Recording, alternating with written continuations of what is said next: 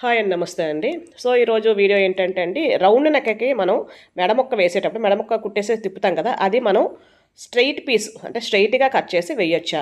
యాక్చువల్గా వేయొచ్చండి. ఎందుకంటే work blouses ఉంటాయి కదా, వర్క్ ఏదైనా మనం చేసుకుందాం అనుకుంటే ఇలాగే వేస్తాం. రౌండ్ నెక్ అయినా సరే ఇలా స్ట్రైట్గా తీసుకొని పీసు, కాకపోతే మనకి మొత్తం మెడ ఎంతైతే పొడవు ఉందో, అంటే ఎంత కావాలో పొడవు మెడ అంతకన్నా ఎక్కువ తీసుకోవాలి. ఒక డబల్ తీసుకోవాలి, దగ్గర దగ్గర తీసుకొని ఒక 1.5 ఇంచు కొంచెం బాగా అలవాటు అయిపోయిన వాళ్ళైతే 1 ఇంచ్ కూడా సరిపోద్ది.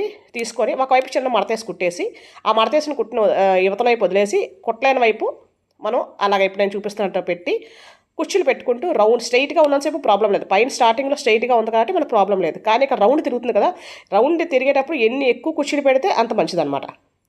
అంటే అలాగే కుర్చీ మీద కుర్చీ పెట్టేయక్కర్లేదు, కానీ ఎక్కువ రౌండ్ తిరిగే దగ్గర ఎక్కువ కుర్చీలు పెట్టాలి. కొంచెం తక్కువ జస్ట్ కొంచెం ఒక దగ్గర ఇలా రౌండ్ తిరిగింది, కొంచెమే రౌండ్ తిరిగింది అనుకుంటే కొంచెం తక్కువ కుర్చీలు 1-2 కుర్చీలతో సరిపోద్ది. కొంచెం ఎక్కువ రౌండ్ తిరిగే దగ్గర మెడకి కొంచెం ఎక్కువ 3-4 కుర్చీలు పెట్టేసి అప్పుడు మనం ఇలా చిన్న చిన్న కటింగ్లు ఇచ్చుకోవాలన్నమాట. ఎందుకంటే మనం తిప్పేసి మళ్ళీ దాని మీద కుట్టు వేస్తాం. నార్మల్గా మనం మెడ కుట్టినప్పుడు ఏం చేస్తాం, ఇలా పైన కుట్టు వేయం నార్మల్గా బ్లౌజెస్కి అయితే.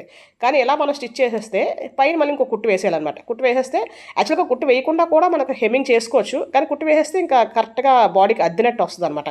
అండ్ ఆల్సో మనకి వర్క్ దాని మీద ఏమైనా చేసుకున్నాం అనుకోండి, కుందన్స్ కానీ, పూసలు కానీ, చిప్స్ కానీ, ఇంకేదైనా బార్డర్స్ కానీ ఏమైనా వేసుకోవాలనుకుంటే మనం క్రాస్ పీస్ వేసి హెమ్మింగ్ చేస్తాం కదా, అలా వేస్తే మనకు అదే అందం రాదు, ప్లస్ కుట్టడం కూడా కష్టం, ఒక లావుగా ఉంటుంది కాబట్టి.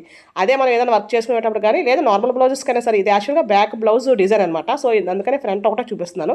సో అయిపోయిన తర్వాత మనం ఇలా పైన ఒక కుట్టు వేసేసుకుంటే చక్కగా నీట్గా వచ్చేస్తుంది. ప్రాబ్లం అయితే ఏమీ ఉండదు. రౌండ్ నెక్ బ్యాక్ కూడా మొత్తం అంతా కూడా ఇలా వేసుకోవచ్చు. కాకపోతే ఒకటే గుర్తుంచుకోవాల్సింది ఏంటంటే, రౌండ్ తిరిగే దగ్గర అంతా కూడా మనకి కుర్చీలు పెట్టుకుంటూ వెళ్ళాలి అంతే. స్ట్రైట్గా ఉండేది అక్కర్లేదు, రౌండ్ తిరిగే దగ్గర కుర్చీ పెట్టుకుంటూ వెళ్ళాలి. చూసారుగా చాలా చక్కగా వచ్చింది. యాక్చువల్గా దీని బ్లౌజ్ ఏంటి అంటే బ్యాక్ మనకి పైపింగ్ వస్తుంది అన్నమాట. బ్యాక్ అంతా మొత్తం పైపింగ్ వస్తుంది, బట్ దీనికి ఫ్రంట్ అయితే పైపింగ్ వేయలేదు, నేను బ్యాక్ మాత్రమే వేశాను. సో చూసారు కదా, ఇలాగే ఇది థ్రెడ్ లేకుండా పైపింగ్, చూడడానికి థ్రెడ్ పైపింగ్ లాగా అనిపిస్తుంది, కానీ థ్రెడ్ లేకుండా నార్మల్ పాదం కూడా మార్చకుండా పైపింగ్ అనమాట.